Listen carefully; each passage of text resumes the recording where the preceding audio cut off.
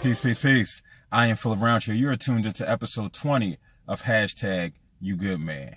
So I'm excited because this is the first podcast in 4 months. It also happens to coincide with the new year, 2019.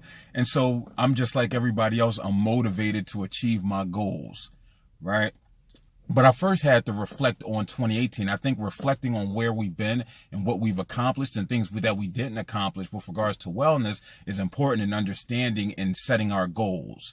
And so what I recommend is doing a simple exercise. Write a 2018 on a piece of paper, fold it in half.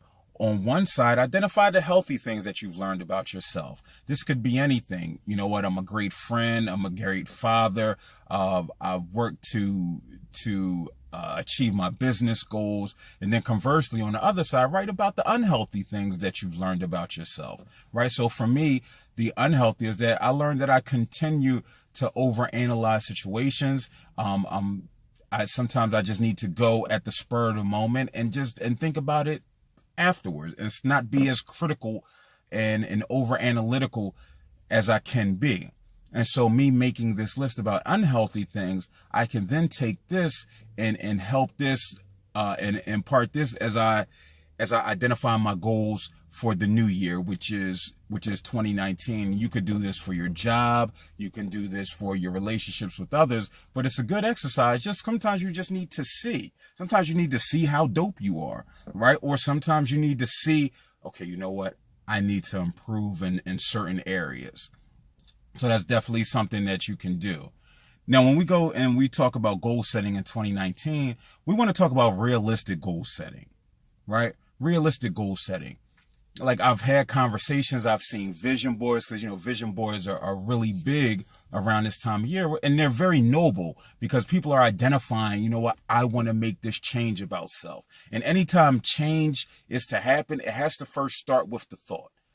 So kudos to the people who have that idea and recognize that, I want to improve upon self because I want to go from living to thriving. But we want to make sure that our goals are realistic. We want to make sure that our goals are attainable. For example, I can say I want to make $10 million this year because trust me, I really do. That might be more realistic for Diddy and Will Smith as opposed to Phil Roundtree. Right? That doesn't mean I should not think about that goal, but what it means is I need to scale it down some so I can have something that's more achievable, more attainable. And then I could just readjust the goal as I go forward. So let's say for the month, I want to make $500, right? That's my goal. That's what I want to work towards. Then if I hit that goal of 500 at the end of the month, then I can say, you know what? Well, my goal is to make another 500 or to make 1,000, right? And what that does is that creates a pattern of success, of goal success. Because if I just set the $10 million and I'm working toward $10 million and I don't get there, disappointment's going to set in. I'm going to be less inclined to work towards this goal if I know that I'm not on pace to match it.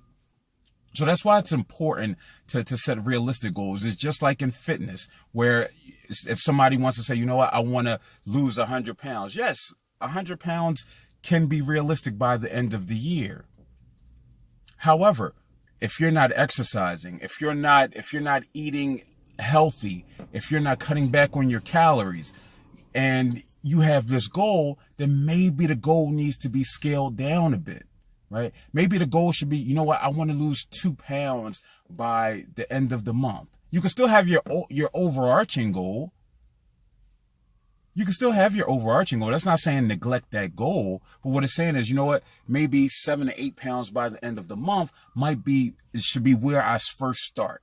And then if we break that down more into further objectives, we're talking about, maybe I need to go food shopping. Maybe I need to cook my food. Maybe I need to get a gym membership. Maybe I need to start running or start exercising. And so have these daily tangible actions and objectives and short-term goals that'll help you progress to your long-term goals. Another thing, I don't recommend identifying more than 2 goals. Because what'll happen is it's like the jack of all trades, master of none. So if you have 10 goals, it's difficult to work concurrently towards 10 goals. However, if you have two important goals that you deem as important, those should be the ones, because you're more likely to reach success with one or two goals, maximum 3 maybe, as opposed to 10, 11, and 15 goals.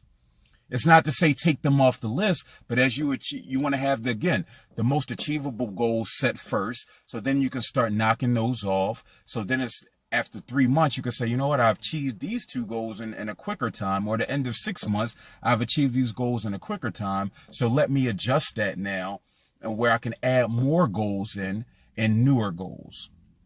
So we're talking about realistic goal setting. Finding an accountability partner is key.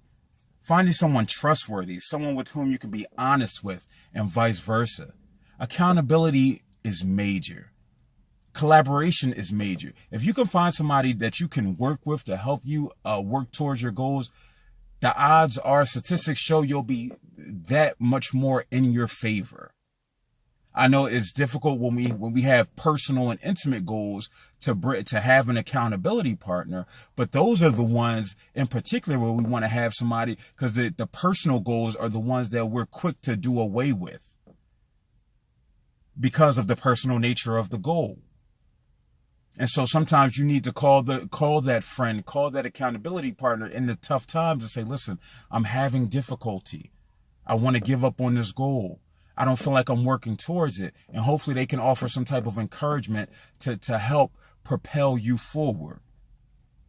And so again, the more complex the goal, the more you have to break it down. And so when we're talking about those personal goals and having an accountability partner, if your goal is, emotional awareness, to improve emotional awareness, to be able to have conversations with another, that's working towards that goal. And so you can have an accountability partner that can help you with that. Listen, visual reminders.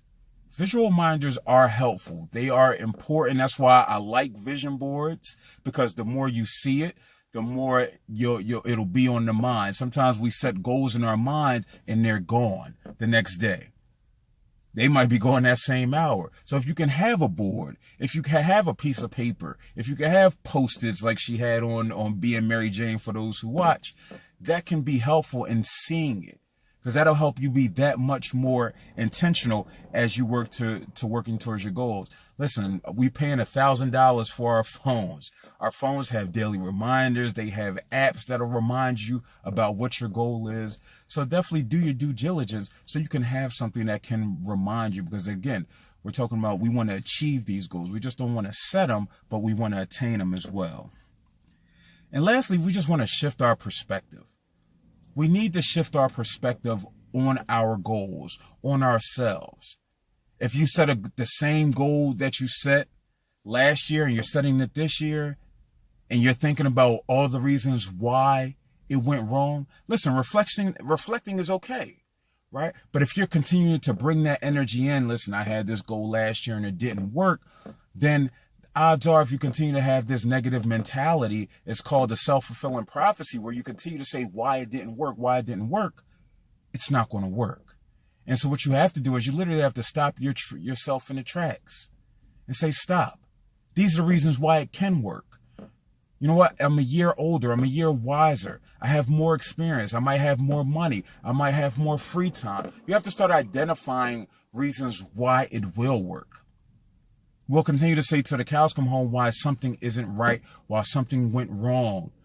But if we can identify the things that go right in our life, that mindset will help propel us as we attempt to achieve these goals that we set forth in having. So listen, like I said, this is going to be short and sweet. Starting next week, we're going to be having guests on, because again, I believe in connecting with others. A goal for me is collaborating more. I want to move past the competition phase, right? I've been in the competition phase of my life for the last 30 some odd years. And now I'm about collaborating, because there's some dope people out here doing some dope things. And if we can have a conversation around wellness to help propel people forward, and if I'm not offering people opportunities to tell their story so they can reach the people that I know and who are following me in this wellness journey, then I'm being selfish. I'm not doing due diligence in this world. And I'm not fully working in my purpose. So starting next week, we're going to be having guests on, just again, to discuss wellness. Listen, I appreciate you guys for tuning in. Don't forget to hit subscribe. Don't forget to tell a brother, tell a sister. Because again, when we talk about men's wellness, we're talking about wellness for everybody. So you can follow me on Instagram at PHIL_quantify. You could go to my website, www.quantifyllc.net. I got some dope merch on there, some t-shirts, Black Healing Matters. This is what depression looks like. This is what anxiety looks like. Got hoodies. I got t-shirts. I got Scully. No, I ain't got Scullies. I need to get some Scullies. But again, I appreciate you guys. Peace.